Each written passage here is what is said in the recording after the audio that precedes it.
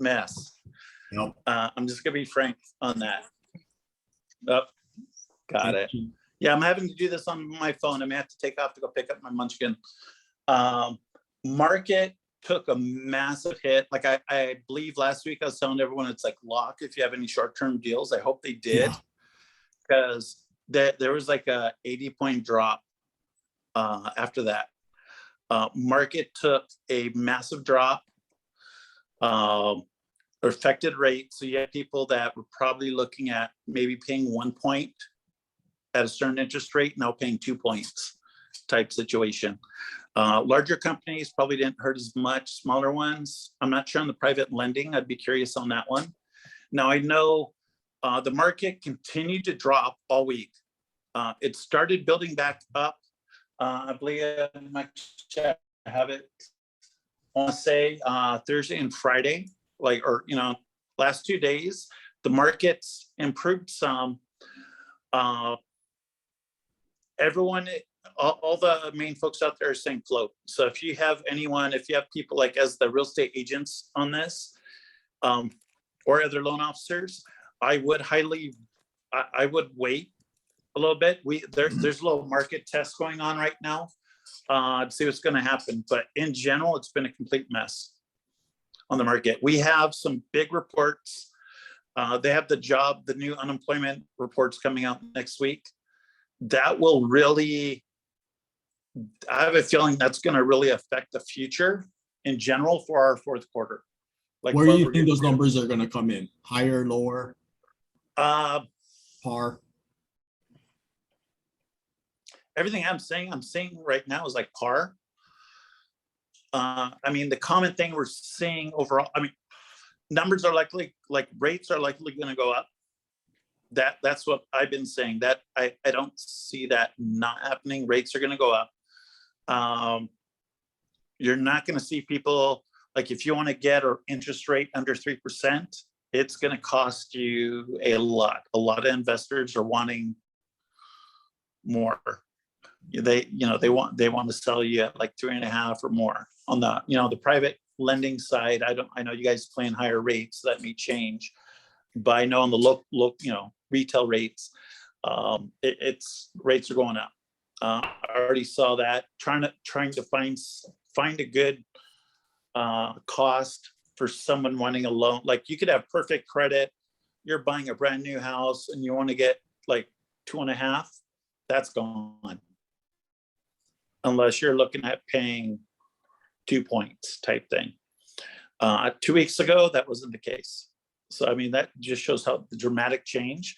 Part of that was worry. The worry's gone. There's a little stabilization now, but it's still, everyone's looking at the unemployment the report's coming out next week. So yeah, if you're looking at locking someone, I'd probably wait myself personally, just because they have improved.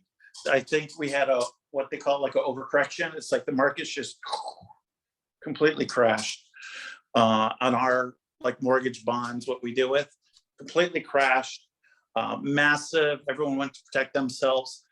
They realized it's like, hey, it's not the end of the world. We're starting, things started building back up, and they're literally doing that right now. But I don't know. Sorry, I wish I could give you like better. No, the 8 ball. If I had the 8 ball, we all wouldn't be here right now. We'd all be, martinis, on some nice cruise or something. Mm-hmm. No. 2 days ago it was lock. Now they're saying floating from the same system that I put the screenshot in. So they're focused on inflation, but like Steve said, we're not going to get that report till next week. But for the most part, they're focusing on 2 different things. Supply chains is really the most focus right now with inflation, and just lack of supply chains. A lot of problems going throughout that. But then on top of there, just whatever is coming from the report next week. So more to come. Okay. That is interesting. The boats. I actually have clients that deal with infrastructure or transportation, and they've been stating they don't have enough people working to handle the boat unloading of the boats. And I know in Hawaii, that's a huge, I mean, that like 9/11 and everything, that killed us in Hawaii. So I'm curious, are you guys running into that now? I've definitely seen prices go up. a full tank of gas for me would typically cost me like 55. Last night I paid 70, or the other night I paid 70.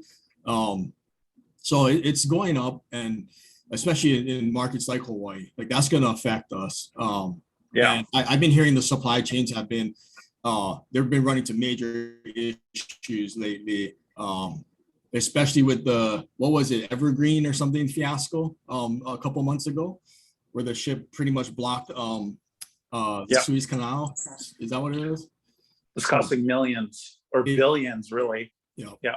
And they said it would take well, time yeah. for all that damage to, or like to be seen, but Yeah, okay.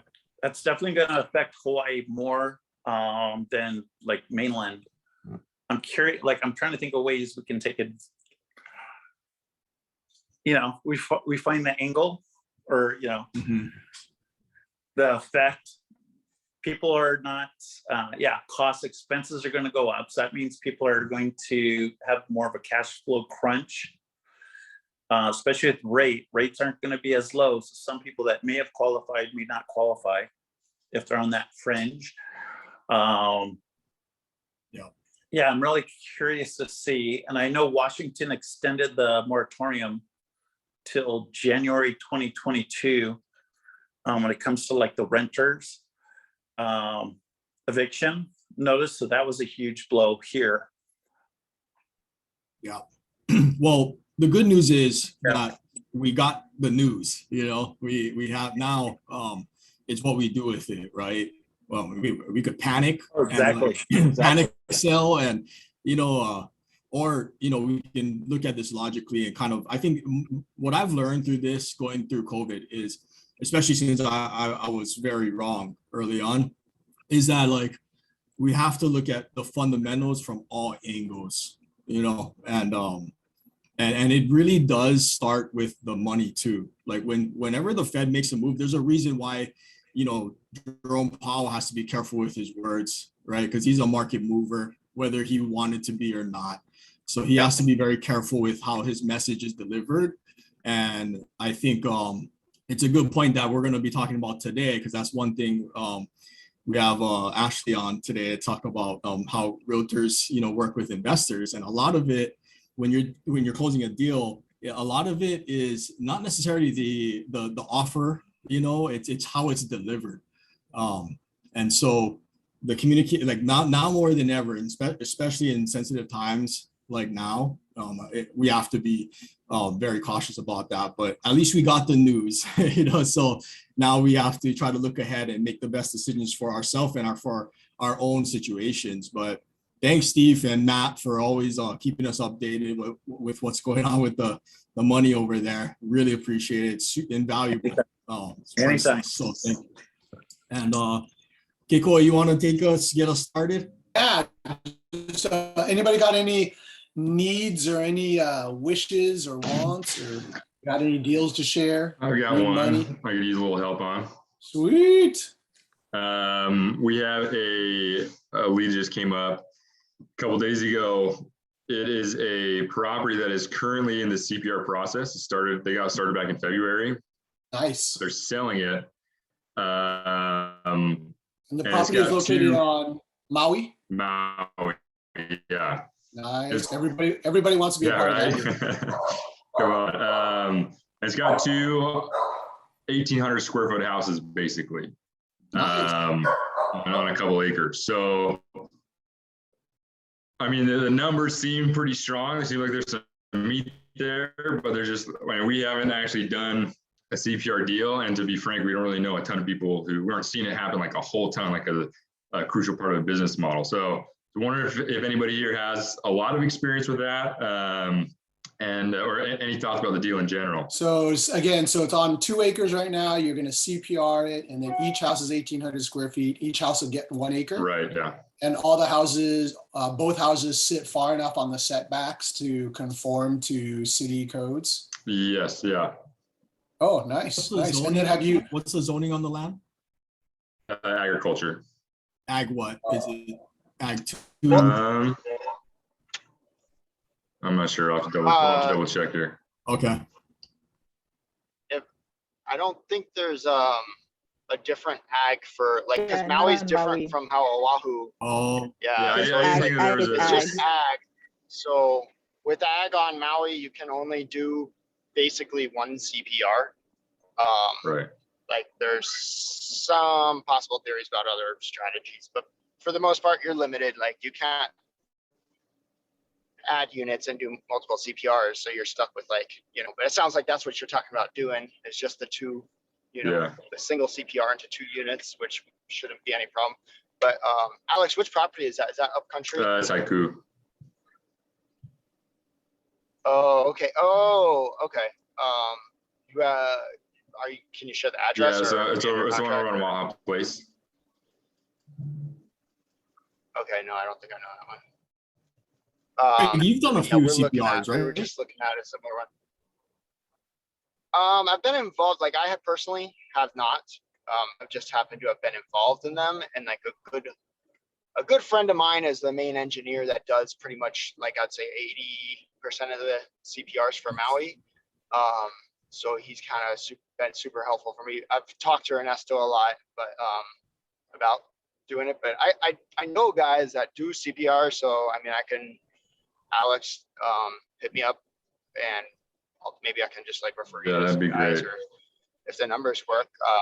I got one particular friend that he's like one of the under the radar kind of guys, but he only does CPRs and focus mostly haiku Okay. and hula, upcountry sort of. So he's probably, if the numbers work, he'll be interested. Okay, awesome. Great to know. Because I mean, on paper, it seems like an awesome deal, an awesome strategy. But we have noticed we don't know a ton of people who are doing it currently. So, or as a consistent business model. So, but yeah, that'd be we'd love to connect, Greg. Alex, the good thing about the sure, fact check. that there's not a lot of people doing it means it's a niche. So if you could figure it out, then you've got a business model that'll feed you for a long time on Maui. True. Because it's a little more complicated, and Corey and I have been involved in some before, and it it takes some perseverance is probably a good word. Is it off market or is it a listed It's property? listed. And you're under contract? Not yet. The verbally accepted. So we're writing it up right now. Yeah. I mean, the nice thing is if you can put in a nice long feasibility study and then work quickly to try to get all the information you can, then at least you're not at risk, because if you can't do what you want to do, then you back out, get your earnest money back. So True. Okay. that's a good way to do it, is try to, in order to get a longer feasibility, you might need to give like a little higher price or something like that. But to me, it's like, hey, if the number works and you can offer more in order to get yourself an extra 2 weeks to 30 days of feasibility, then that's awesome. Yeah. We just put an offer on a lakefront over here, and we did 4-month feasibility, and the guy bit because we offered him much more than list, and he's like, dude, I'll wait 4 months if that's what it takes. And I'm like, perfect, because in 4 months we may just walk away and you'll have nothing, but hey, that's cool. So that may be a good strategy. Just buy yourself some time, and I would say don't be afraid of it. Like, just charge it, because again, it's a niche, and the more that you learn the first time, the more you're confident you'll be the second time. And then pretty soon you're going to be able to just search for every ag property that's got acreage, because you could go in and CPR them. Yeah. Yeah, Absolutely. PPRs is a nice Cool. niche because typically it's kind of a little complicated for the kind of new investors with not many resources. But you're still not, it's too small for like the big developers, like the DR Hortons and Howard Hughes Corporation. So there's a nice little niche there in CPRs. And I know Ernesto's in there heavily, and he's cranking out great deals, so Okay. yeah. Good luck, Yeah, I Alex. appreciate it. Corey, do you know what is the lot size of the deal that you guys helped Ernesto with at IKEA place?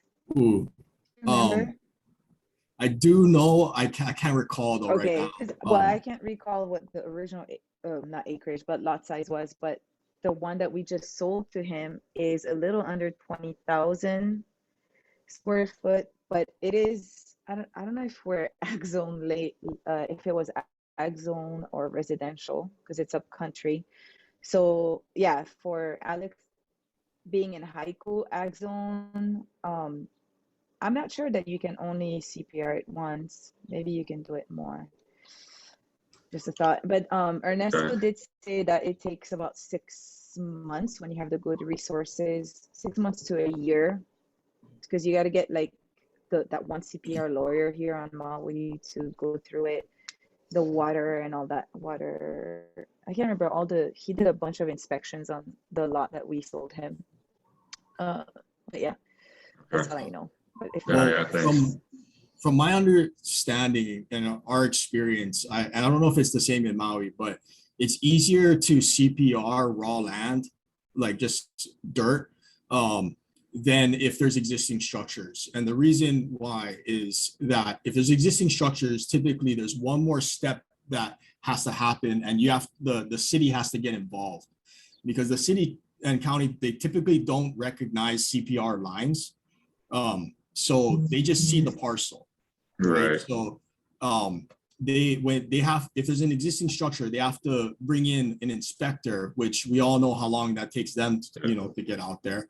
And then they have to do their whole report. They might, if they want to check to make sure that the existing structures are conforming, and then it moves forward to the next step. So it could set you back like a few months, so we've gotten CPRs done as quick as 3 months, just on raw land, because it was easier. Yeah. But and you can run the CPR alongside the building permits too, to a certain point, and then you have to stop the CPR process until you have approved building permits, right? So there's also different surveys that's required when you're doing a CPR. You need a CPR survey. So if you're it does help, and it actually helps us lead into like why it is important to know who's representing you, because if you're being represented by a realtor, hopefully they understand what to look out for. They can help scrub the CPR docs for you. That's what Ashliey's done for us over the years, and I think I'm just spoiled, but hope if you find a really good realtor, they can help you with that. Are you represented out there? Yeah, it's with the listing agent. Oh, you do dual? Dual agency. Try ask them. Yeah. Yeah. We'll look into it a little bit. Mm-hmm. A little bit more, get to the docs there. That's a good idea. Yep. All righty. Okay. Well, thank Keep us you. Appreciate updated, it. Alex. Thanks, Alex. Keep us updated. Does anybody else have anything? Any leads, needs, good deeds? Something for you guys, if you guys are interested, real quickly. Just I cannot tell you where, but it's on the Big Island. So it's 100,000 acre, and the owner is going to sell it, some part of it, to the state, but he wants to build a small community. I'm still getting the facts, so if you are interested, please DM me. I can give you the agent's name. You can call the agent yourself and get the details, but he's getting the TMK. If you are interested, just want to let you guys know. It's on the Big Island. I can't really tell you on the Big Island. I'll let the agent tell you on that, but Kurt, did you say 100,000 or 1,000? 100,000. Like 100 with 3 zeros after that. 100,000 square feet. Primary intention of the owner is to grant part of the land to the state for the hospital, and to develop a small community around it. 100,000 square feet. So that would be like 2 acres. Yeah, Is it near Kilauea? I can't really say it. Sometimes I stay out of that realm. Yeah. And Ashliey should know that. I that's not my kuleana. I stay out of it. I'll let the agents and you guys. So if you are interested, please DM me. And he said he's open to talk, but he has a price yet. He still has to talk to the owner.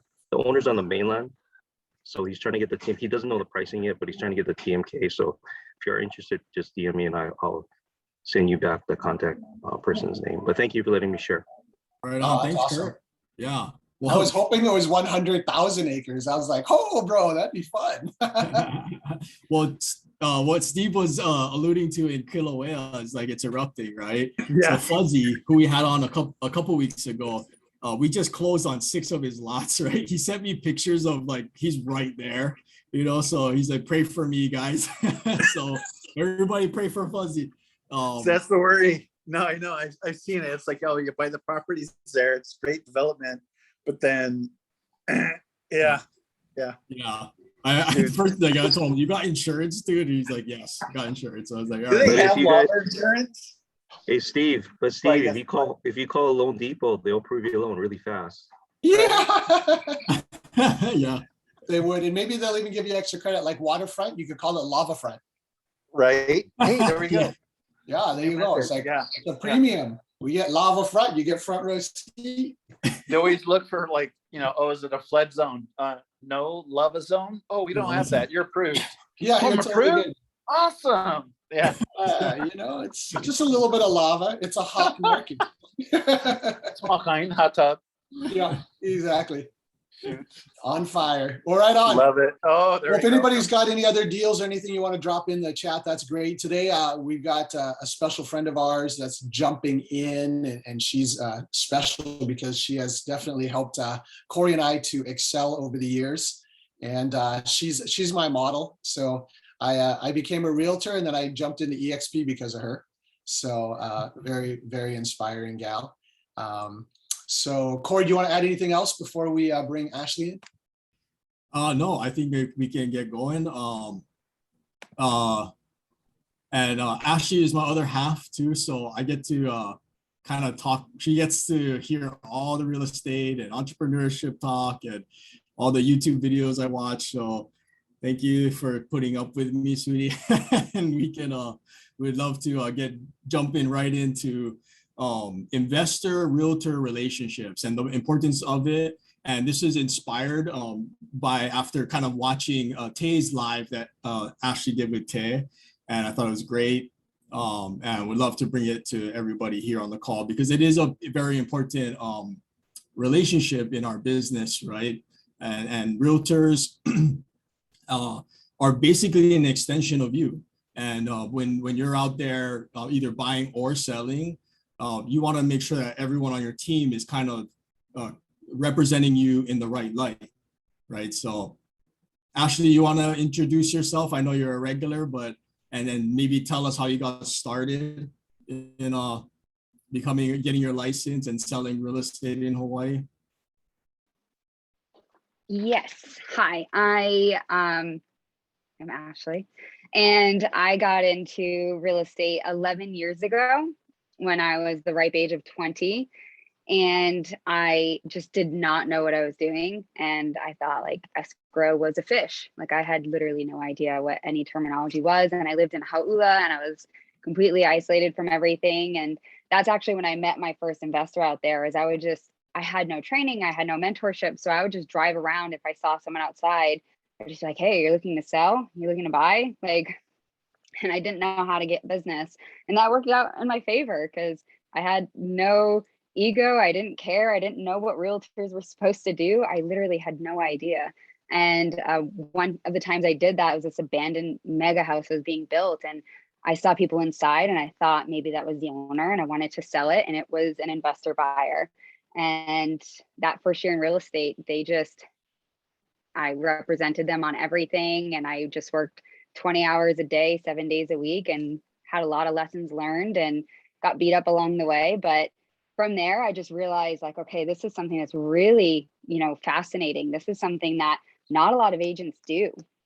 They don't really understand, a lot of realtors are and no, nothing against, any type of realtor, but a lot of them are like your Zillow agents that look for a 3-bedroom, 2-bath, and they just don't understand money. They don't understand the investment and the opportunities that real estate presents. So I got really passionate about it. And then I kind of built a team around that.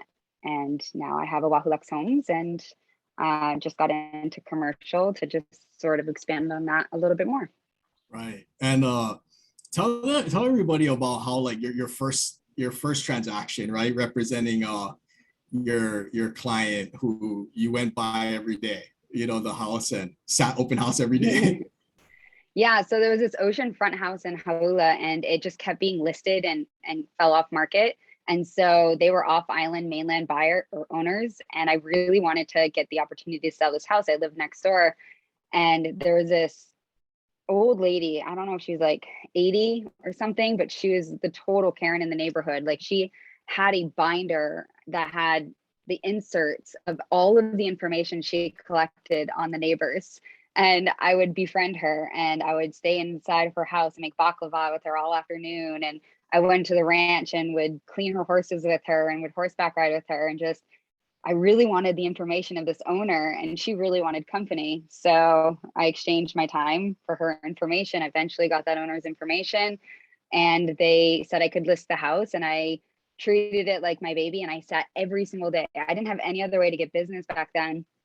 So like 5 to 6 days a week, I would put open house signs at the end of the loop.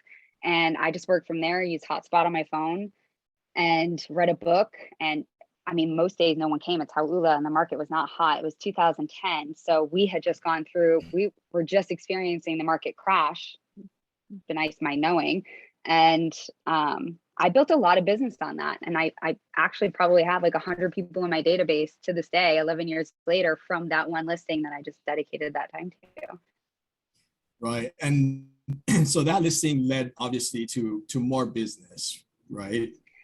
Well, the house at like the mega house at the end of the road that I went to go, that was at the end of the road, and I kept putting my open house sign right up front of that house. So that's why whenever I would drive by or see anyone in it, I would approach them. And then I got a lot of business from there. Obviously, buyers, people saw how just consistent I was in that neighborhood. And then I was just really, really hungry, and I gave a lot of my time. So from there, that investor asked me to show 2 properties on that street that same day, after I showed them the open house listing, or after I showed them my listing. And I mean, that was wild. There was a drug addict inside the house, and there was trippy paintings on the wall. But nonetheless, yes, it grew from there. So I think there's a point to be made there, because nowadays it's I don't want to say it's easier, because it's never easy. Business is never easy. Starting a new venture is never easy, but it is one thing to spotlight in the fact that when you're brand new, right? Whether it was like blind ignorance or something else, like I think everyone on the call can appreciate the fact that you went out there and got business, right? You sat open house every day.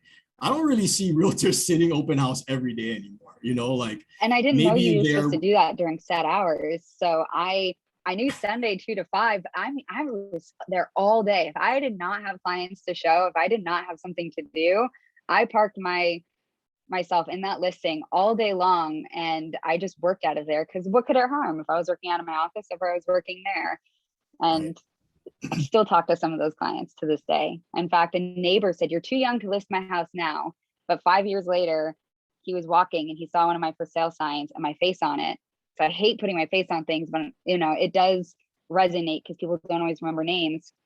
And he called me. He's like, "Ashliey, I remember you sitting that open house for that whole year right next to me, and I'm ready to sell mine." And 5 years later, I got his. But I remember back then, he's like, "You're just a kid. I don't trust you."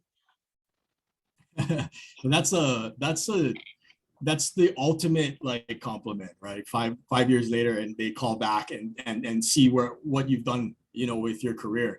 And I think that's a big lesson that we can all learn, whether you're an investor or a realtor, is like, if you want to break through an industry, you can't be afraid to put the sweat in and the hustle, and you're never too good or too big for a task that is necessary to accomplish your goals, which lead to your dreams, right? And I can appreciate that. And I think nowadays, like there's more platforms like Zillow, right? People can just pay Zillow and then hopefully get some leads or other platforms. But are the days gone of like that type of hustle within the industry right now? Like, do you see many new realtors coming on board? Because what I see is new realtors coming on board, joining teams, and like being heavily recruited by each team. They haven't done a transaction yet. They just got their license like a month ago, and they are now in a position where they feel like they have leverage to join certain teams or organizations, when before it's like, you got to hunt for your own kill, and so has the industry changed? And this is a personal question of mine. So I think teams are definitely important. That's why I built them for clients, because think of how many people are out there that are brand new or unlicensed or just newly licensed. And there's not really a lot of education to get your real estate license. Like, to get the actual license itself is not that challenging. The test is essentially to make sure you're a competent person, but it doesn't teach you a lot about real estate. It does teach you laws, which are very important, but I think teams are really essential in that protecting the consumers, the buyers and sellers. No, I don't think a lot of agents have the same stamina, but they say 9 out of 10 don't make it. And I think it's for that reason. Is it sounds really easy in theory. They have aunties, uncles that are, licensed or looking to buy or sell. And I think the number one mistake new agents make is feeling entitled to their family or friend's business, especially when they get newly licensed. And I say that to all of my agents who join or that ask for my mentorship. Don't expect your family and friends business. Like, that's something that's earned, and you should never be upset about that, because this is often the largest asset, whether you're an investor or not. One deal, and I've seen it in the last 11 years, can take you down. And so who you have on your team is essential to that, and you're not entitled to anyone's business. What I like about the team is that, at least with my agents, if they ever do get in with an investor or ever do need help with anything, all of our meetings every week, we talk. It's very intimate, and teach them how to think outside the box within our boundaries, because we are licensees. We're not supposed to give legal advice. We're not supposed to be interpreting documents and, speaking on behalf of clients. Right. You know what's nice about that, Ashley, that I would just dovetail on is, I think, to anybody who's looking to get licensed or is newly licensed, definitely find a good team, like Ashley's team, or looking for somebody like that, because the days where Ashley said where you're the solo realtor who's out there hustling, it's different now. And people are looking for people who are clients are looking for a big team, or they're looking for full service, or they're looking for high touch, or they're looking for somebody who's going to answer their call at every second. And no solo person can do that, but teams can. And so that's huge. But the other part is just to learn. Like, if you're new and you can, you're on OAHU and you could get on Ashley's team and just listen to how she talks and how she negotiates, like, that'll save you 5 years of mistakes.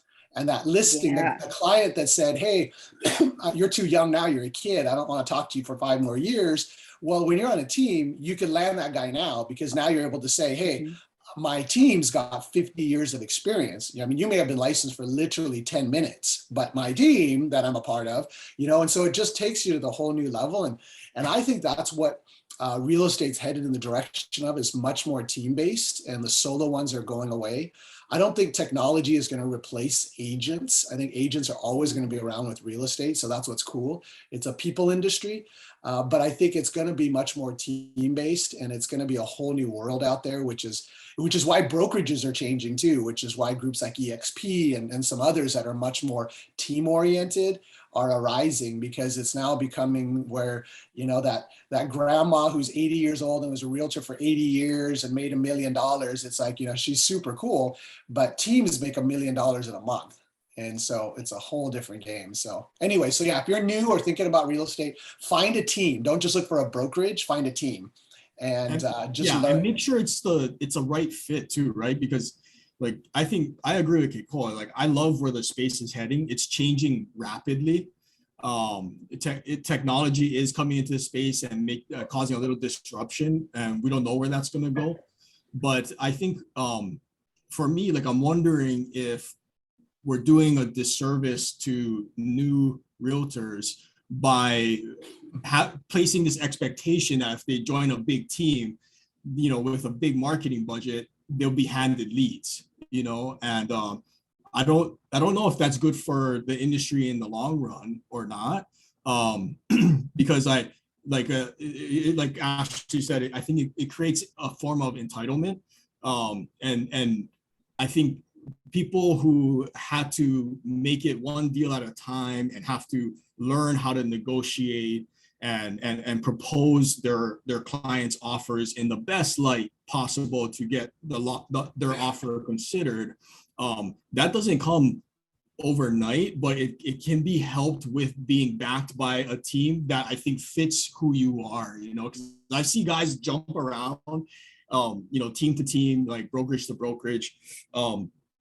And at some point, I think realtors have to take responsibility for their own deal flow and their own business and not rely solely on lead generation from any team or brokerage. But for Ashliey, and the call that we have today, like my question is, what do you see the investor realtor relationship, like what is the important aspects of that relationship, would you say, for maybe a realtor who's looking to break into the space and help service investor clients?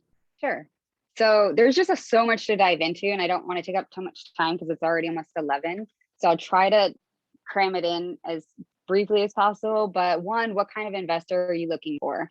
So here we are heavy in fix and flip in this particular network group, but you guys have guest speakers that do a lot of other things as well. So what type of investor? Fix and flip, commercial, short-term, house hacking, buy and hold for 2+ years, development, CPR. Again, because this is recorded, realtors should not be telling you any of this information. You're supposed to always seek legal counsel and the appropriate parties. But if you have a realtor who's been doing those things for a long time, they can say, you know what, this road looks a little narrow. I don't know, this is a 3-unit CPR and I believe it needs to be 30 feet wide or at least 22 feet wide. Obviously go check and double check that and make sure, but that's something that we need to look out for in your due diligence, because you've just seen people get into stuck deals over the years. Understanding numbers and evaluations. Is that investor looking for a specific ROI, or are they okay with a certain net? Are they wanting to cash flow? If they're commercial or investment rental properties, is it something depreciation so that they can have some tax relief? Is it appreciation, forced appreciation? Can they educate the investor on lowballing versus paying too much and what's going to end up getting your offers accepted? Your resale numbers, cost of goods, exit strategies. You have your obvious ones like running numbers. Having a realtor who doesn't just want to get I know a lot of agents are just so hungry and they need to put food on their table.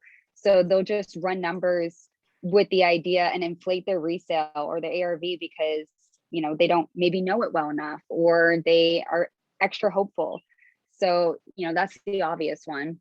Running scenarios and worst case versus best case. Knowing your investor, are they going to do a basic fix and flip, or are they HD TV quality?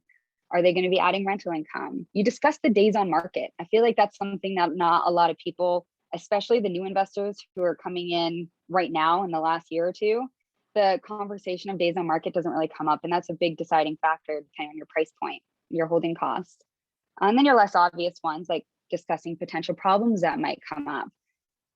I don't know, like looking over the condo docs financials. You're not supposed to interpret them, but at the same time, I always read them just to see if I think there might be any red flags, and I can at least say, hey, highlight this and look into it more. If the topography seems odd, if I know that this area is a landslide zone, if there's any signs of cracking in the foundation that maybe they wouldn't notice because they're too excited for the deal, especially new ones.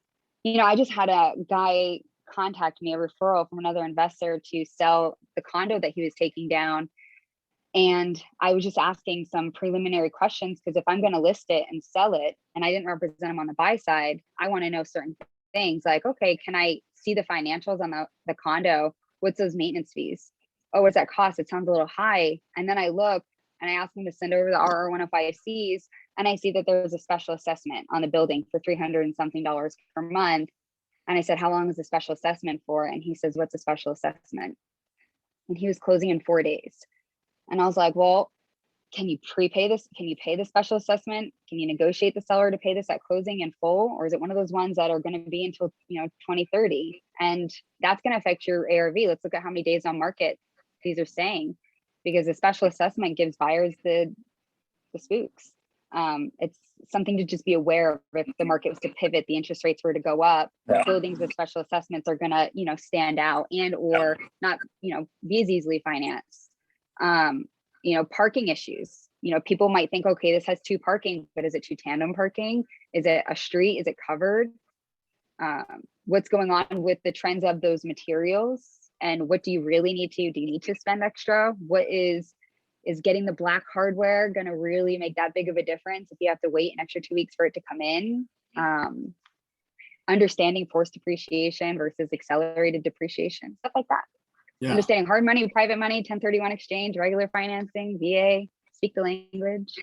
Like a great realtor, not that you're saying it, that it's like you kind of have to understand. You may not need to be an expert at it, but you have to understand it enough to know if there's going to be problems, right? Maybe in the financing, maybe there's a contingency in there that may delay closing or may cause a hiccup.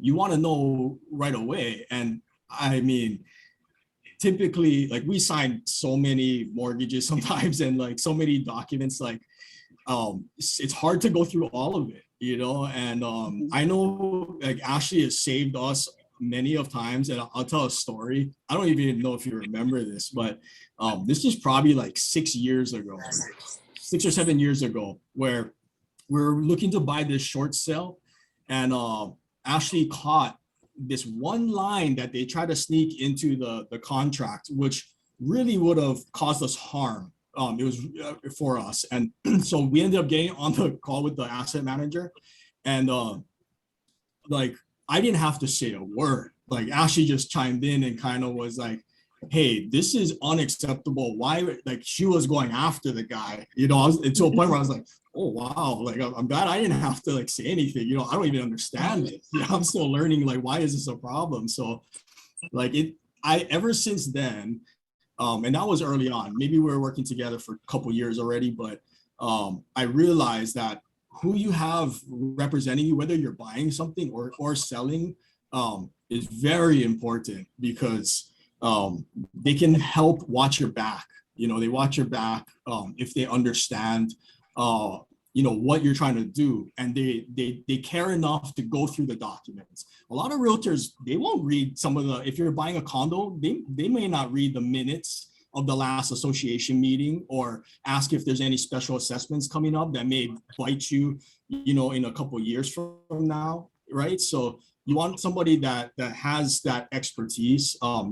And we all know that not every realtor is created equal, right? So, not to cut you off, but there's like another example of being on a team, not just the investor side, but having traditional or your retail buyers or sellers working with people who understand investor savvy tactics as well. Like, I have one agent on my team is getting a buyer under contract over 11 years. I've just, you know, kind of know all the neighborhoods at least a little bit. And I'm like, oh, I remember this condo. You know, if I recall this condo complex, I was reading the financials. I don't know how to necessarily, don't get me wrong, I'm not like a guru. I just look at all the information and I'm like, okay, I just start to see if it adds up. And I just, again, I can't speak on behalf of a client. I don't want to derail a contract or derail a purchase. But I'm like, okay, I'm just looking over this. To me, something doesn't seem right. So I'm going to call the association. I'm going to call people, and I'm just going to get more answers. And I was like, these financials just don't look right. I don't know how much it's supposed to have, but it doesn't look like it's enough for these many units. And, you know, I told the client, hey, just so you know, you might have issues on the financing side. It was a 5% conventional. Lo and behold, we get to final underwriting. We're 7-10 days prior to closing.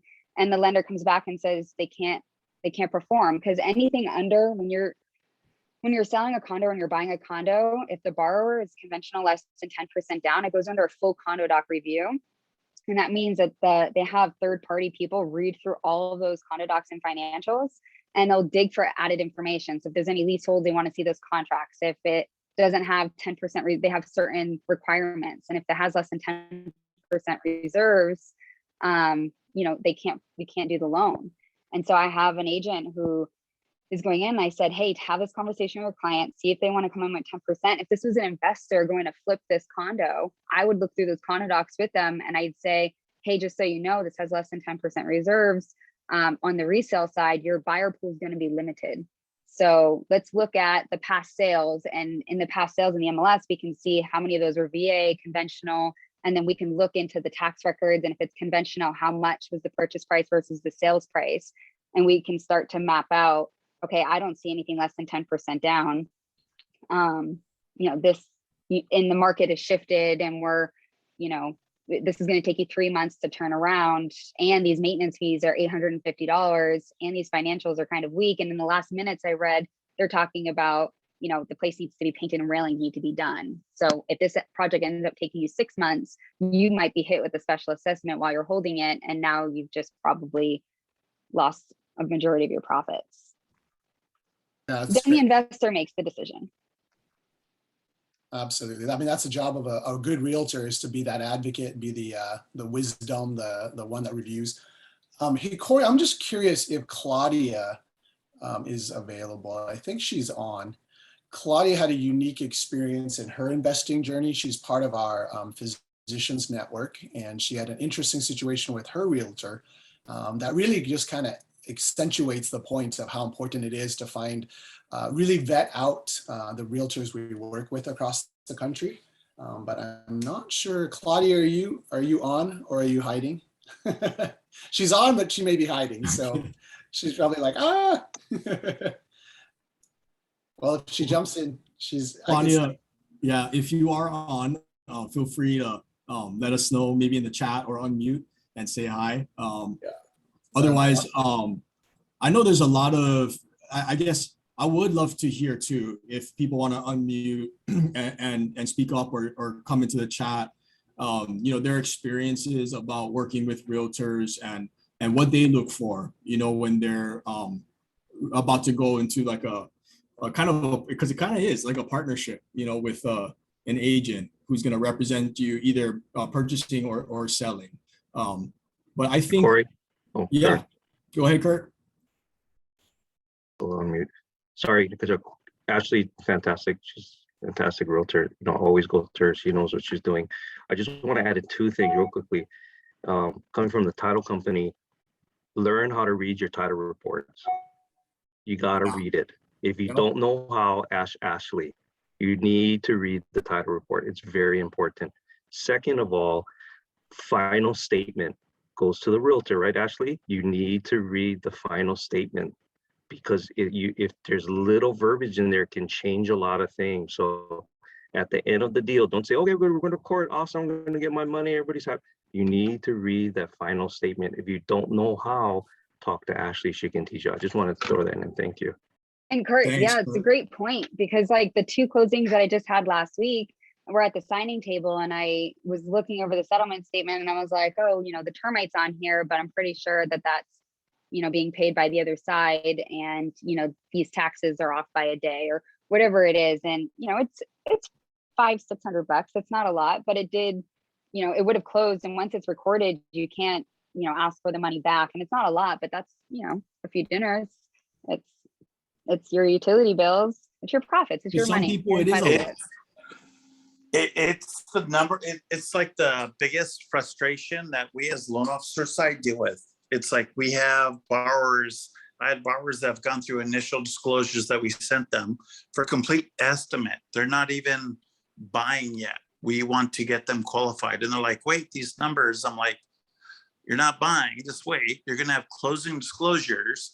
Those closing disclosures, we're going to send those then to the escrow company. We're going to verify everything, because it comes down to, the day they signed.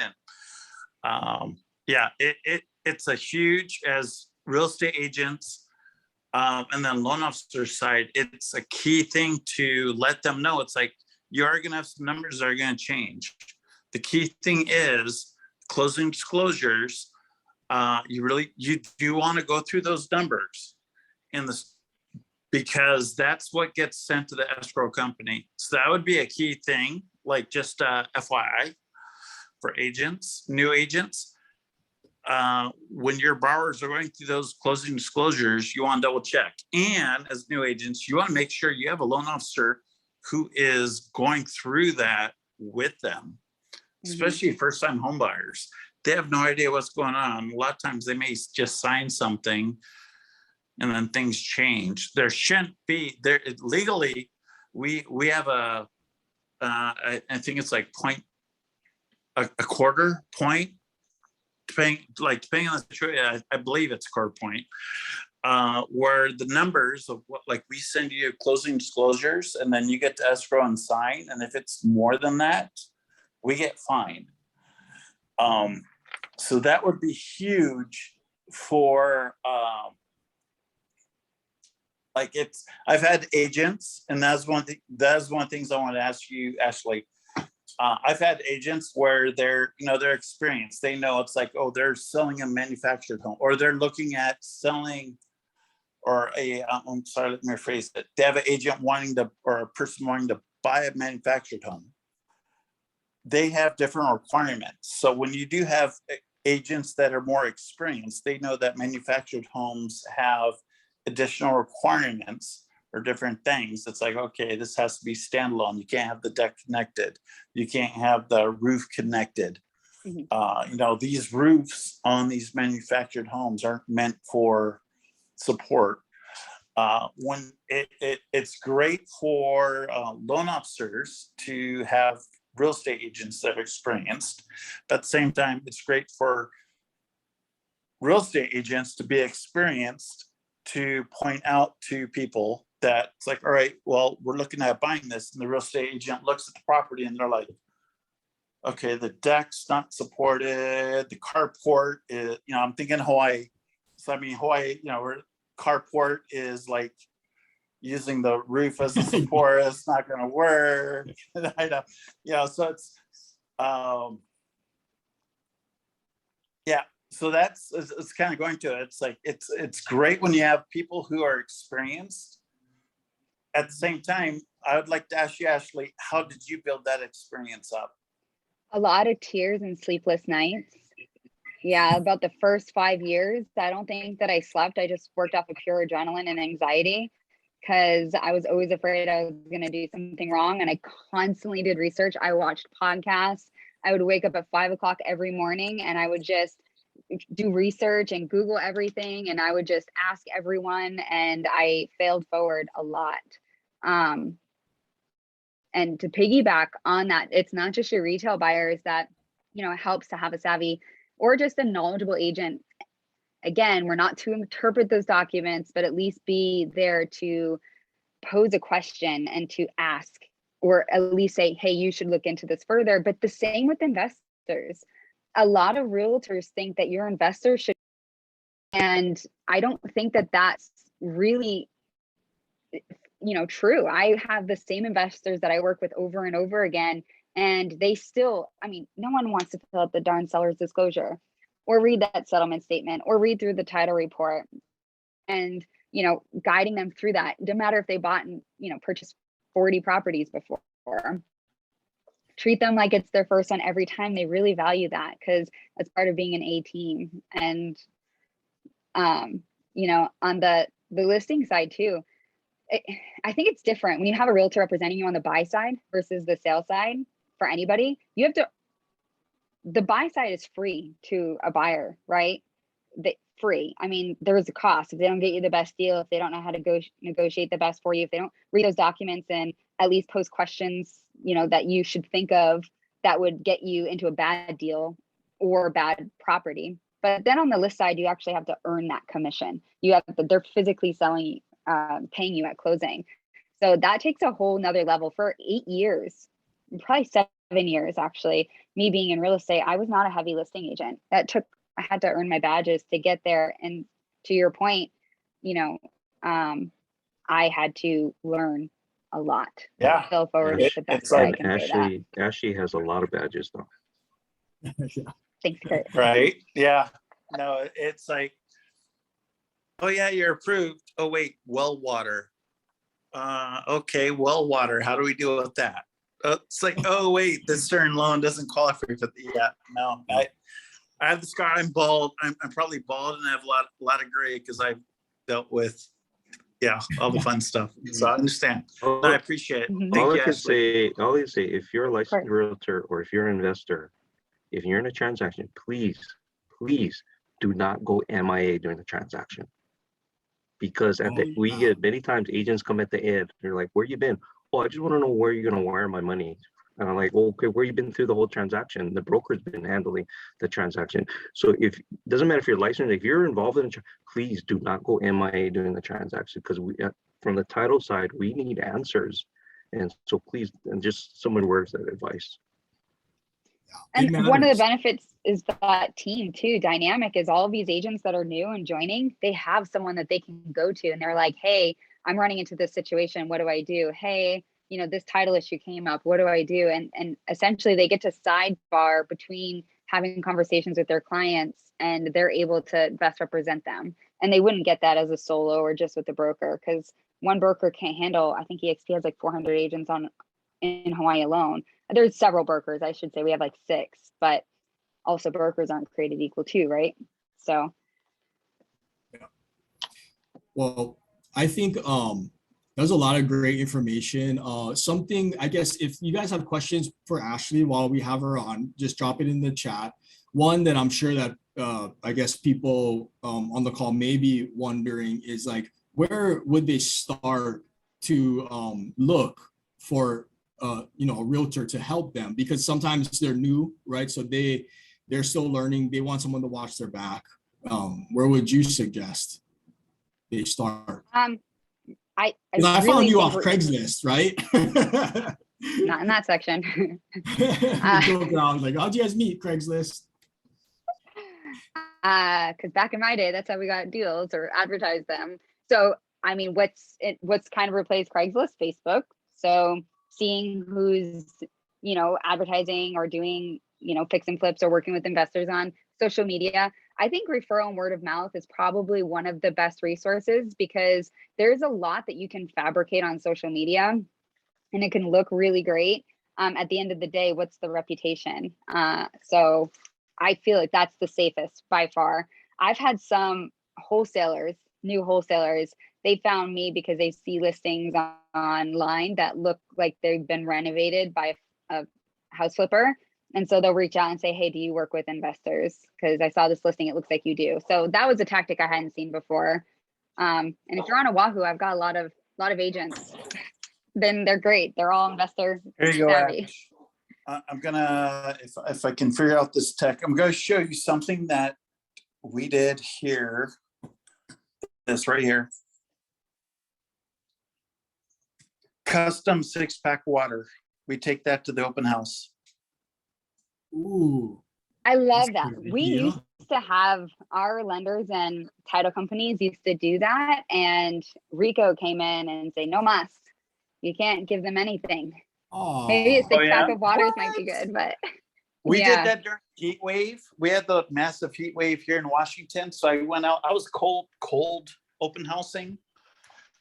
Even though, you know, been in the business while but I was literally I drove around. I did like a 25-mile radius, and I was just going, it's like open house. Mhm. I was dropping off the 6-packs of water.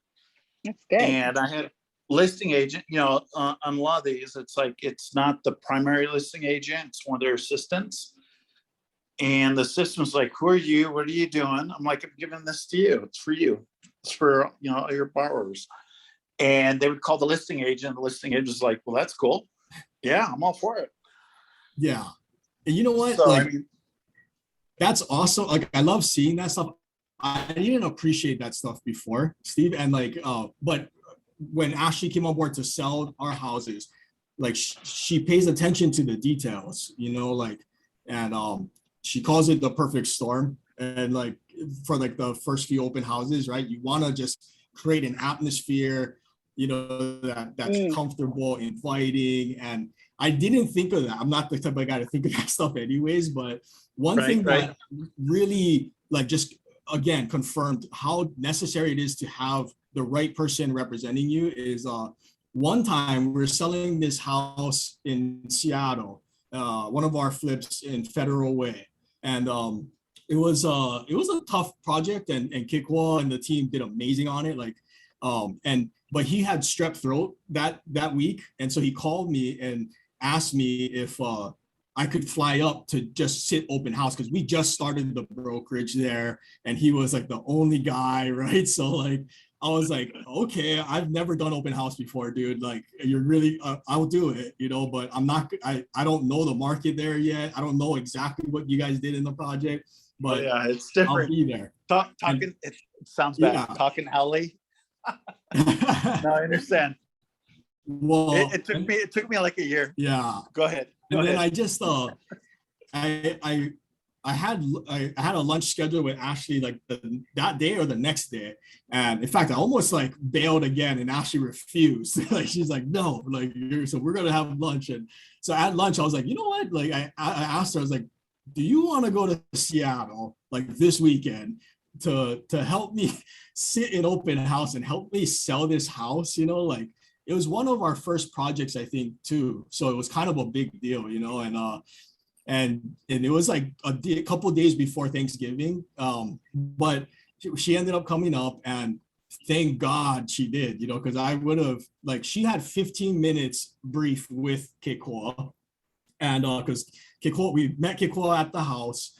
Kekoa was like 15 minutes. Okay, we did this. Here's the market stats, this. And then Kekoa was like, okay, I'll see you guys later. And like, I was like, did you get all that? You're gonna be good. And Ashley's like, I got this. Like, we're good.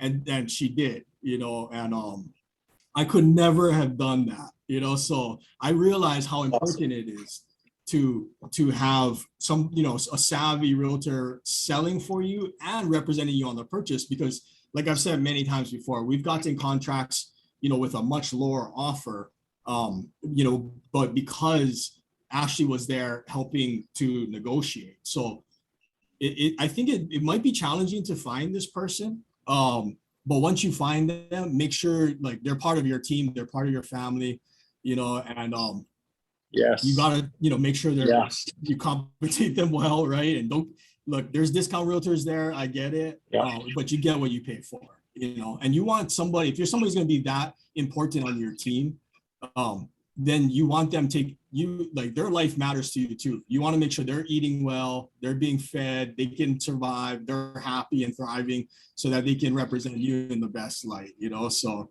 does anybody have any questions for Ashliey?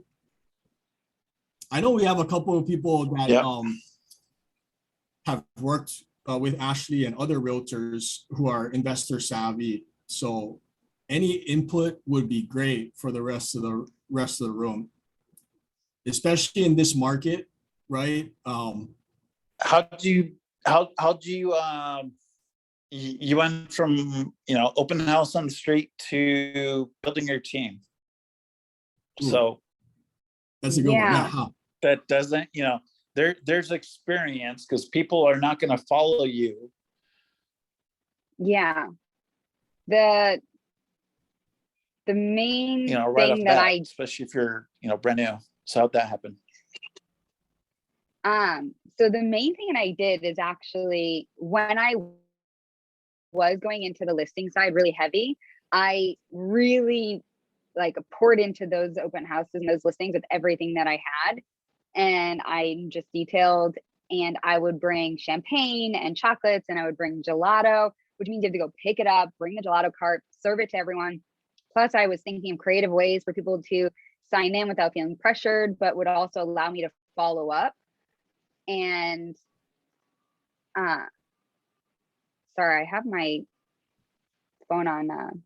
Anyways, I would use a system where I would be able to follow up with people more systematically, and have higher turnaround time like that. I would put balloons on all my open house signs, an 8-foot flag out front of the property. And I had a really high expectation of how I wanted these to turn out. And when you have volume and you have a lot of listings and you have, you know, 5 to 15 listings at a time or more, how can you maintain that? Well, yeah, I'm part of a big brokerage that had a lot of, you know, hungry new agents that are willing to sit open houses, but a lot of them are new and they don't know what they're doing, and you can't tell them that they need to go pick up balloons, that they need to serve these things. And when I first started building a team, even one of the realtors were like, I'm not willing to play music. I don't feel comfortable serving champagne. That stuff like that. So it's like, I need to build a team with a certain culture that really embeds, you know, people over profits, that provide valuable content to the consumer and get them into good deals, because we're lifetime real estate partners. We want to continue strategizing with them for the next 10 years like I have on how to build wealth through real estate, because once I was open to it, it's kind of like when you buy a car and all of a sudden you start seeing the car everywhere. It was like one of those things. Once I start understanding money and understanding real estate, I just saw opportunity everywhere. And I was like, no one else sees this. This is crazy. So I became super, passionate on wanting to just teach everyone, to the point where it was kind of annoying. I'm like, did you know that you just got this and you house hack that and you can get money for, I was one of those crazy like new vegans. And I realized building the team would be able to offer the clientele that same level of care. And then also those really bougie open houses that I expected. Because if they're on the team, then they would have to oblige because they'd get all those All right. opportunities. So here's a tough one. The losses. How did you overcome? Because I know people in this business, you either have a real estate deal that fails, or you have a finance, the loan officer failed you, or the real estate agent failed you type situation. How do you, what'd you learn? What'd you deal with going through that? And then to get you to move forward? By fail, do you mean kill the deal, or just made you miserable? Was like, if you can think back one of your first deals that, it should close, everything's good, you're telling the borrowers it's like we're good, or telling the agents it's going to close, we're happy, you're getting ready to plan your Mexico vacation. I'm never like that. I split my commissions into 6 different accounts, and I'm very frugal. But yes, Smart woman. I've had so many. I can't even think of one off the top of my head. Like, I've had the investor derail, like that first investor that I met. He was just so, the culture of investors 10 years ago is nothing like today. And anyone who knows me knows I've said this before, but like at the signing table, he didn't want to fill out the form that you put in your information, your bank account information. He's like, I don't do that. You can do that for me. And he pushed it back to the escrow officer. And she was just a notary or like the assistant or something. She'd never worked with him before. And she's like, you need to fill this out. And he's like, do you know who I am? Like, you're going to fill this out. Otherwise, I'm walking away. And he walked away from the signing table. And I was like, oh my God. Yeah, I understand. Yeah. He's no longer in the am business, by the way. He's not. I've had other ones where, so something for short sales, for example. So back when I got into real estate, the first 5 years, short sales were a really big thing. When you go under contract with a short sale, you can't change the name. I mean, I've done it before. It took a lot. I navigated my way through it before, but it's very, very hard. They usually won't let you. That's derailed a really good deal before for someone, because they just would not close in the original LLC that they drafted under. I've had. There's been times, I think what Steve is saying is like, there's been times possibly that a deal has gone bad. Maybe it didn't close. Maybe your client, actually, I don't even know if any of your clients lost earnest. I don't think so, right? I can honestly say in 11 years, I have never lost anyone's earnest money, even if they canceled and breached the contract. That's impressive. That's impressive. You're on it, Ash. That's impressive. I am very proud to hold that badge, but damn it, I said it out loud. So or perhaps, I hope I didn't drink myself. Perhaps you maybe lost money on a deal where you pay too much in other services like staging or marketing to get the house sold. Yeah. So as a listing agent, there was a lot of learning curves there. Like I said, I wanted really bougie open houses and I was over the top. So yeah, a couple years ago, I was paying and still pay for the best, but now I understand how to shop that and how to understand my value there. And I was getting paid less than the stager at the end of the day.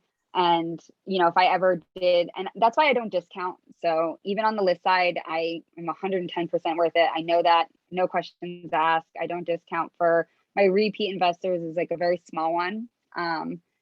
But that's because I wasn't making enough, which means I can't advertise how I want, which means I can't present the property the way I want. And I know I'm going to get you more in that. I know I'm going to get you more than if you were to list with someone else. And, I've lost money on that same investor who walked away from a deal too. I got paid $150 one time on a deal because I was just willing to cut my commissions. way too much to earn their business. And, you know, you can't do that either. So as an agent, you need to understand your value, maybe not feel entitled to the listings, but understand your value on the buy side. Don't get walked all over. There was a buyer who, you know, typical stuff. They financed furniture right before closing. I know one of my agents on my team, she had a client who did that the week of closing, finance furniture despite being told not to.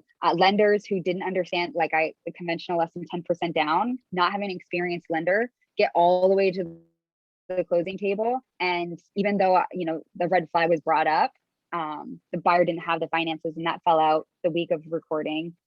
I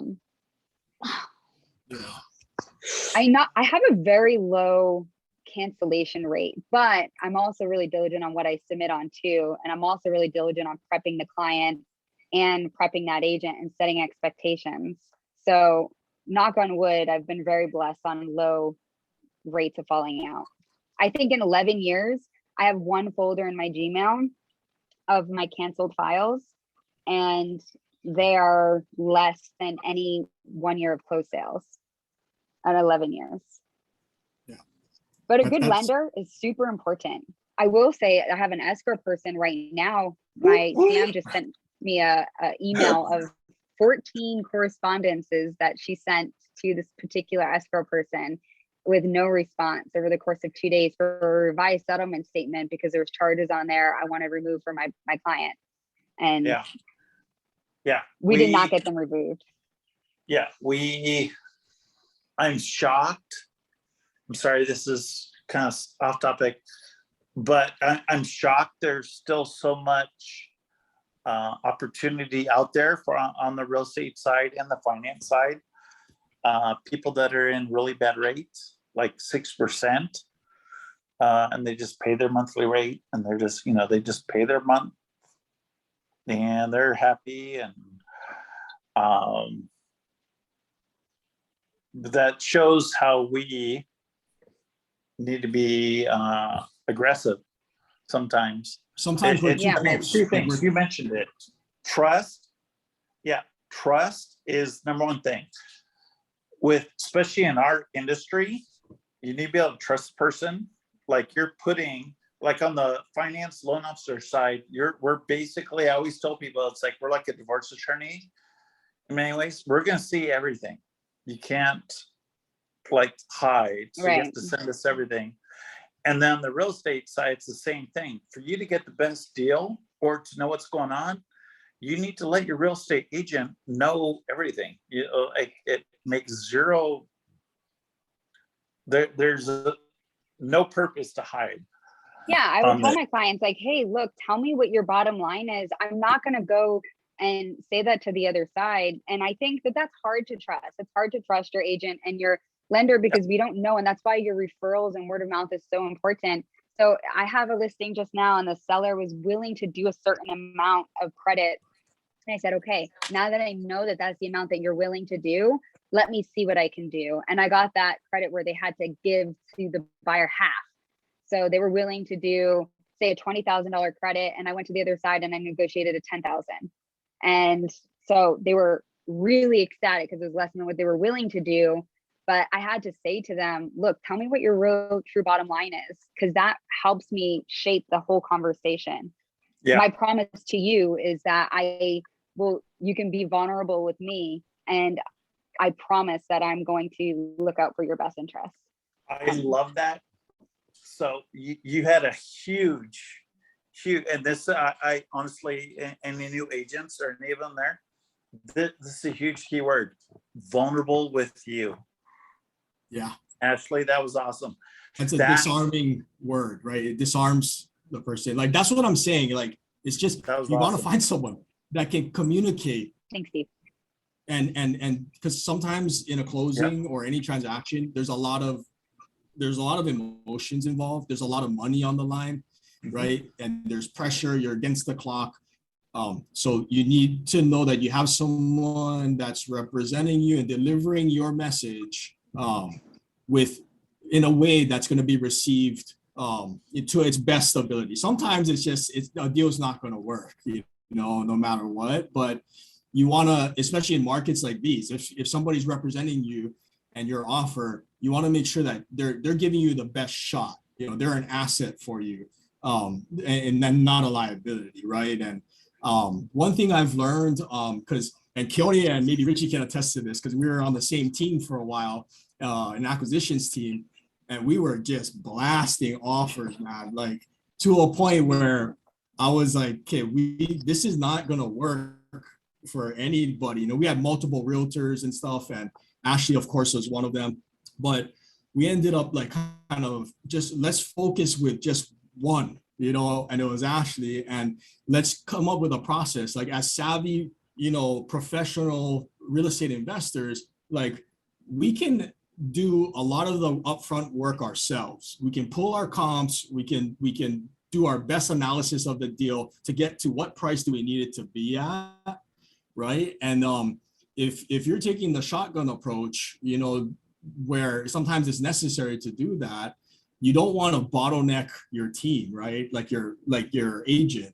So what we ended up doing was coming up with a basic email template that has all the major points that your realtor will need to submit a contract.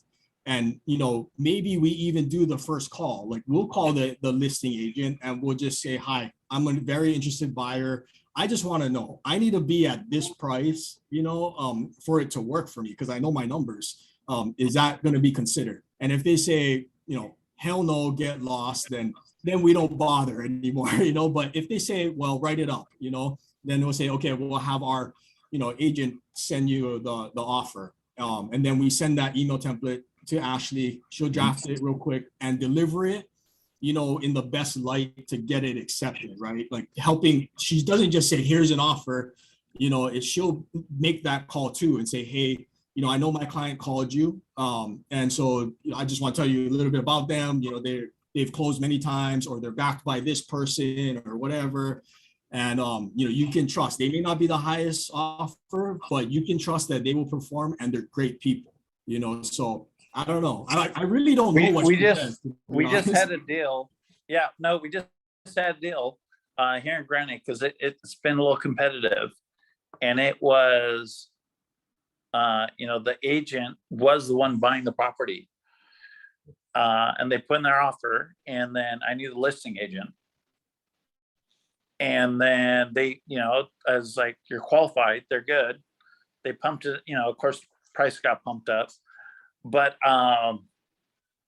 yeah, it's that's why it's tough in this industry. It's like for I know on my side, ours is all technical and numbers and all that fun stuff. On your side, it's running the numbers and what's value. So it's like they bought one at 515. The rebuilds at 485. So it's like, should they buy it or not? Well, it's like you have to value the market.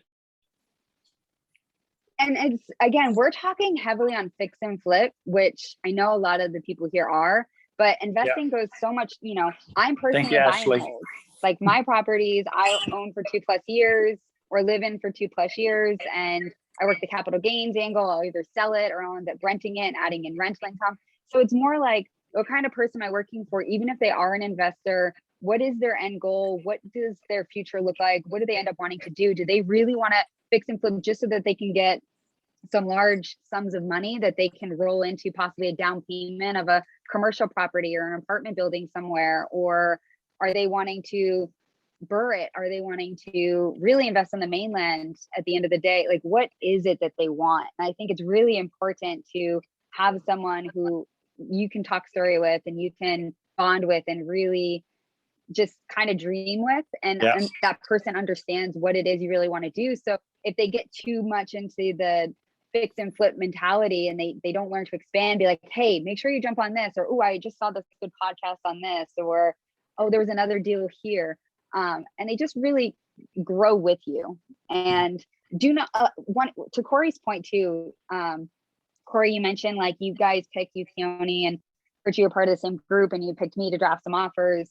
It wasn't always like that, right? Because you guys are being mentored by someone who is not so ethical and not so kind. And that was the world of investors for the fix and flip before you came into the space, I feel. And a lot of the investors I worked with, if you weren't dropping offers at 11 o'clock at night, midnight, like they moved on. I would get a message and, you know, hey, Ashley, can you drop this? If I don't hear back from you in the next 6 to 11 minutes, I'm moving on to the next. Or Ashley, you can list this property back when properties and move as fast. You have 30 days. And if not, you know, we're taking the listing. When average days on market were, you know, 35. So it used to be a lot less Well, and kind. he used to squeeze How are you too. Yeah, and he would ask for discounts and be like, if you can't do it, this person can. And I couldn't grow. And to be honest, when you asked Steve, when did I really decide to grow my team and when could I really blossom? It was when I got out from working with those kind of people. And when I started working with people who understood my value and respected my time, I was really able to flourish and grow mentally, financially.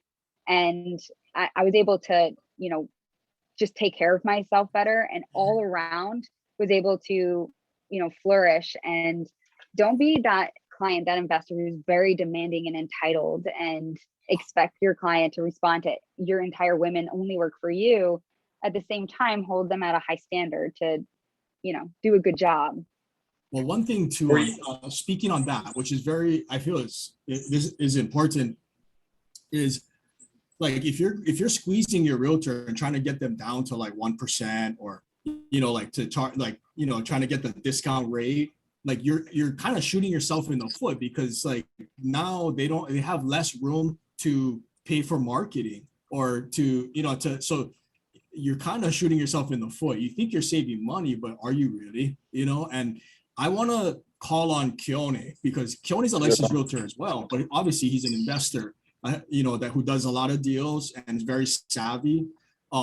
So why do you choose to list with a realtor, Keone? Like, I mean, when you could do it yourself. I mean, sometimes you will, right? Like in some circumstances. First off, this is actually so good. I mean, like I didn't jump, I was in and out, but I jumped on when she was just piling on some crazy. I hope this is recorded, because there was a span where she was just going off on a lot of things that it's going to have to get expanded more. It's like there's a lot of layers to what she basically said, where when you review it again, you're like, what does she mean by that? And there is a lot, because I've been through all of those things. I think one of the things, before I jump into your question, is that if you're a new person jumping in as an investor and you're looking for a realtor, I think Steve touched upon, you know, the experience part. I would say don't just look for the experience, because that's retail. If they're wanting to jump into the niche of dealing with an investor and being investor friendly, you can have 30 years of experience in this business, but the question that you as an investor ask them is, how many transactions have you closed successfully with an investor? Because if they've never done one transaction and they've only represented buyers and sellers on the retail side, whole new ball game, and you're gonna be in a world of hurt. So it's like experience counts when you're negotiating and all of these things, but when you're dealing with an investor, the paperwork and having these conversations, everything that Ashley is saying, like the numbers, like strategic consultations as an investor with a realtor on the buy side, knowing the comps, knowing your ARV, getting their opinion. These are all things me as a realtor, I lean on Ashley. Even though I know my numbers, I love the second opinion because I want to reassure myself. And she might not even be representing me. Like, that's how open she is. She's always adding value, and value is a big thing in this industry. And that's why I love the culture that we built. So I appreciate you, like what you add to this community. And unfortunately, she set the bar so high for everybody. Anybody we try to go with else, it's just like, just not doing it. You know, it's like, so that's hilarious. Love it. So that's a big thing. I mean, I would add, for me as a realtor, it's time. Corey, at the end of the day, we need to be focusing on our deal funnel, our deal flow. Acquisitions is what we do. At the end of the day, we talk about finding deals and funding deals.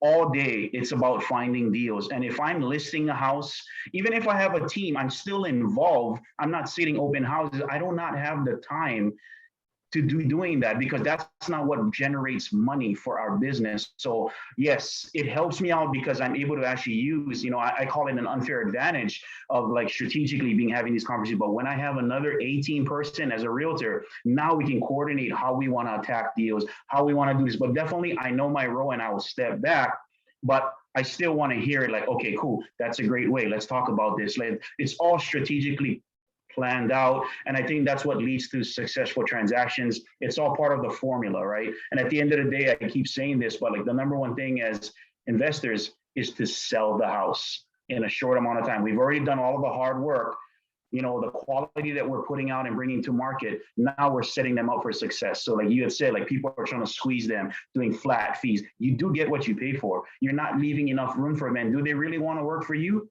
No.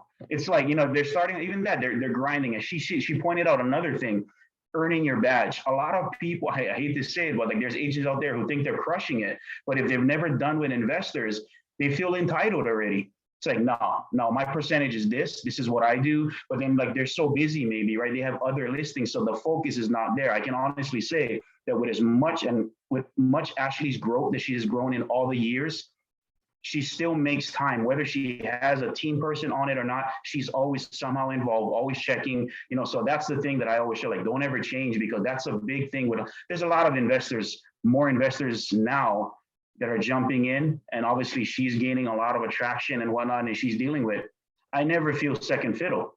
She's always putting clients first. So like this is another add value type of deal where any realtors out there on the call or investors, these are the things that you look for, that somebody's paying attention to you. The last thing I'll point out there is the paperwork. You guys talked about the condo docs.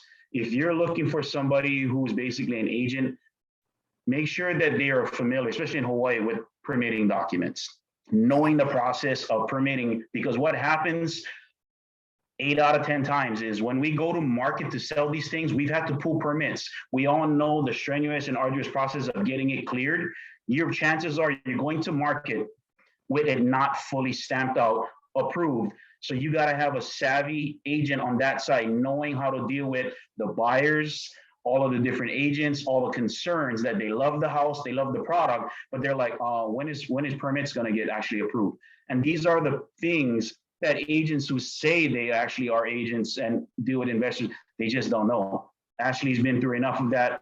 She talked about being in the beginning when we were in all together and whatnot. You learn that from the experience that Steve was talking about. So there's different experiences, yeah? It's not experience about just selling real estate. It's like, again, there's so much levels to this. I mean, we could have this all day, but these are the things that I wanted to share that, like it makes a big difference on a successful transaction. And once you get an agent like Ashliey, I mean, you got to take care of it, and like she knows that as well, because she takes care of it. So it works both ways, right? You can't just have a one-way street. At the end of the day, it's a team and we all grow together, right? So it's all about elevating each other, and just moving all together. It's all growth. So yeah, I appreciate you guys. Thank you, Keone. That's exactly. I'm so glad you're on to talk about that, because it's so important. And I see it in there's not enough realtors who are investor savvy. That's a fact. And also I see realtors or brokers, and hopefully if you're on the call and you're one of these, you take a deep look inside, because I see brokers and realtors focus more on being the biggest team, or like how many transactions do they close. And granted, a lot of those transactions are not their transactions, it's their agents' transactions that they mark as their own. I think that's misleading from the get-go anyways. But I feel like a lot of brokers and realtors, they focus on how big their team is, instead of focusing on the client and how do we best serve our existing clients and our book of business and help grow that organically, instead of just going out there and just looking to recruit people who have other agents under them, So I hope that like the space changes a little bit, where the motivation isn't to be the biggest team or the biggest brokerage. Honestly, guys, like with that comes just more headaches. Trust me,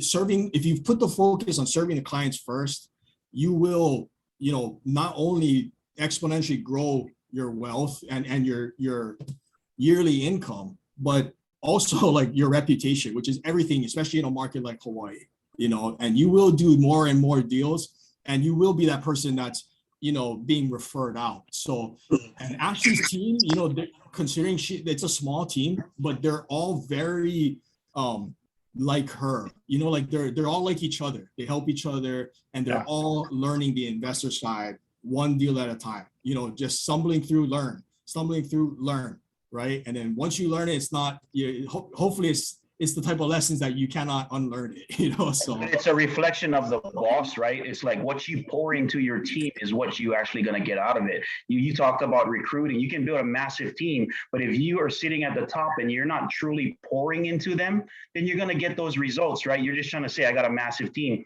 but look at it. You keep it small, but like it's big, if that makes sense, right? It's small, but you make an impact because she's pouring so much into them.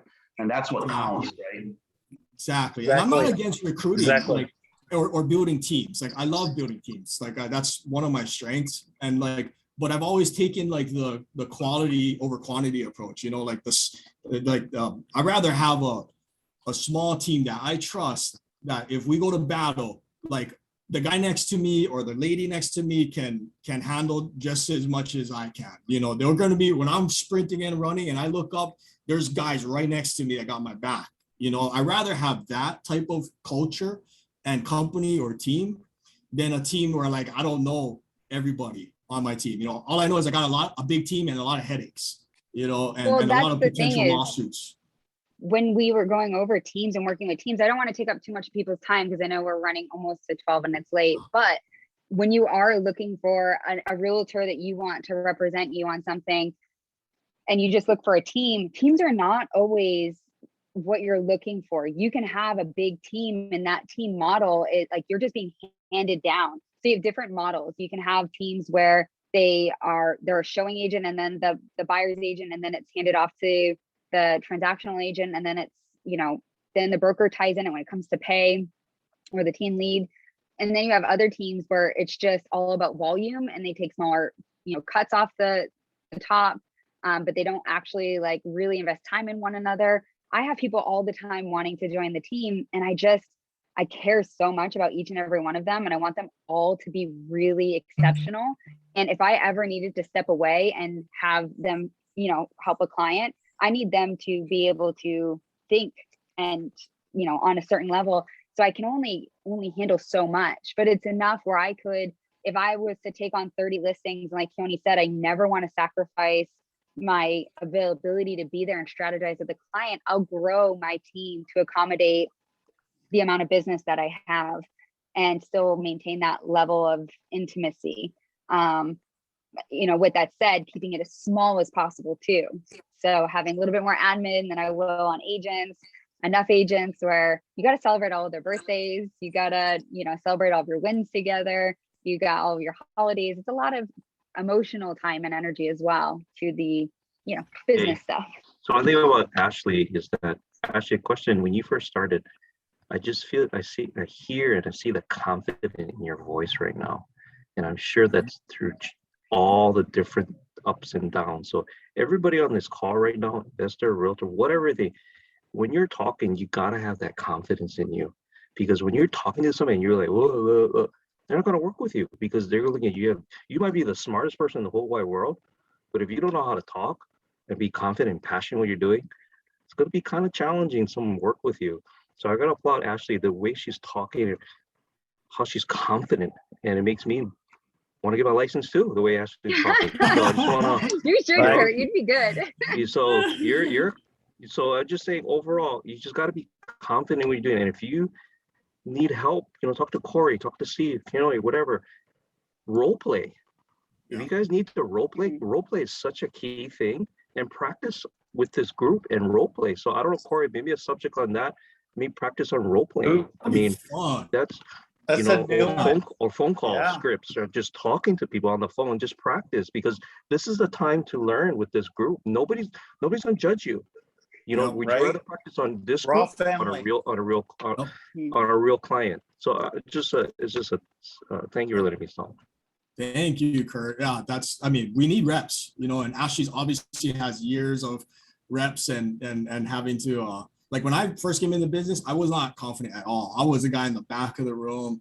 I am still an introvert, but as I've done more and more, made more mistakes and learned from mentors, like I am confident in what I say because I'm at a certain level that I've experienced a lot of home runs, you know, a lot of like strikeouts.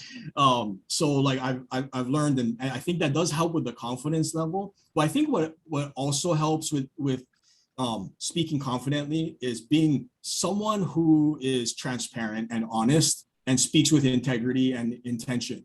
You know, and Ashliey definitely does that.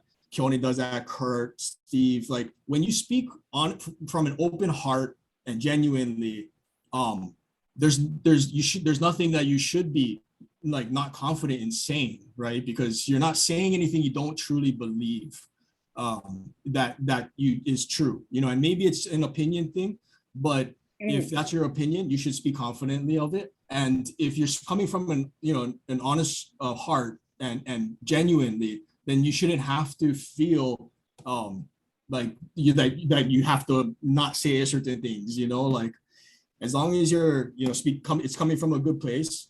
I want to piggyback on that, you know, about being confident or about knowing stuff. You also have to be careful because I see a lot of representation where realtors will start speaking for their client without the client's permission and kill a deal. And you know, anybody who's an agent here, like on the call, would know the same thing. Like you're just trying to get a deal done. You're just trying to relay information. The agent is responding within minutes. So, you know, they couldn't have possibly spoken to their client. They're over advocating. They're overly confident. They are a deal killer. And there's a lot of those, I'm sure, in every market.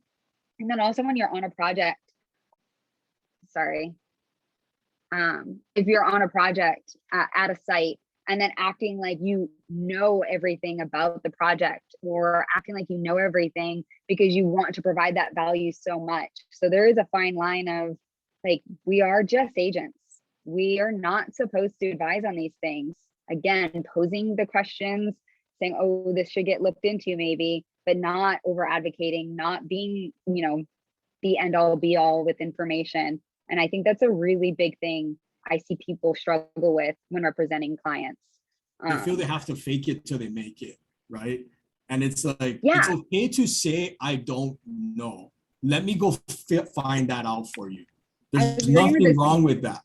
Nanakuli family, and they were young, and they're like, hey, we loved you so much. We want you to represent our family getting a vacation home. And this family was really savvy, and the grandparents were crazy rich. And so I was out showing them property, and I was like, you know what, that's a great question. I don't know. I was confident. I confidently didn't know. And so while they were looking through the house, I was like iPadding it up, looking up everything I could, like, yeah, guys, go look upstairs. Like, I got to find this answer. I came down and be like, I still don't know. Let me get back to you.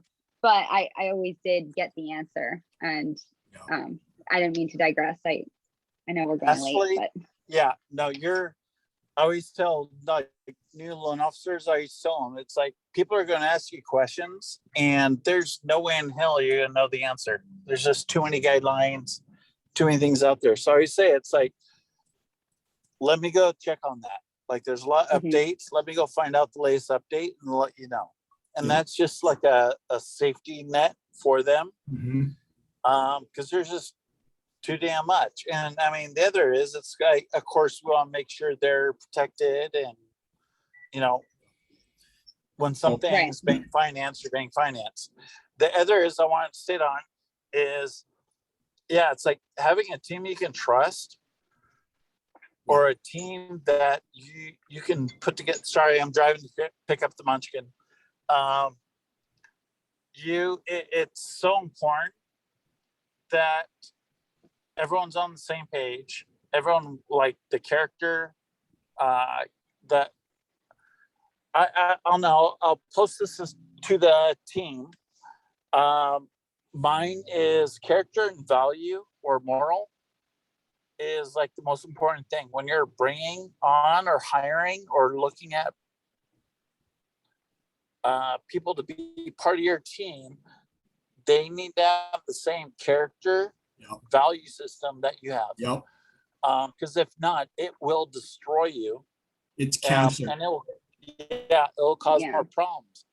And it does. And And then the other cancer is- can spread very fast in the team. And that's why it's so particular on who joins. Like, do you fit the culture? Are you going to be drama? Are you not going to kind of go with the flow? Are you going to be a know-it-all? Are you going to get vulnerable with one another?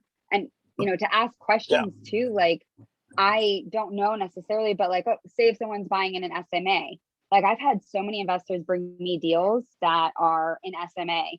And I'm like, oh, I don't think, and they're running these numbers. And I'm like, you have to go through a whole nother, permitting process with a whole nother layer of approvals. And then you're going to have to, build your downstairs with certain breakaway walls. I don't know all the details, but make sure that you get the right people around you to ask these questions, because this will definitely affect your resale or, overall numbers. Like for CPRs, if you have more than 3 units, it's going to be minor or major approval. And are you going to need to do a park dedication? I don't necessarily remember how wide the road needs to be, or how close the fire hydrant needs to be, or how many units before you run into this. But hey, let's look at this together and let's go look it up. I at least know that you should think about these things. Yeah. And that comes with experience again, and that's very Hawaii specific details. But the point is, making sure your agent is investor savvy. They do understand these things just to have your back, So guys, thank you so much for hanging on this long. I think it was a great call. Thank you, Ashliey, and thank you everybody else who is chiming in and in the comments too. Thank you guys. Really appreciate you guys. Please have a great Aloha Friday. Have a great weekend. Fourth quarter, let's take this one home, guys. Let's finish the year off with a bang, and we'll come again in first quarter. So I love all you guys, and please take care. Have a great weekend, and we'll see you guys next week. Thanks, Steve. Thanks, Ash. Yeah.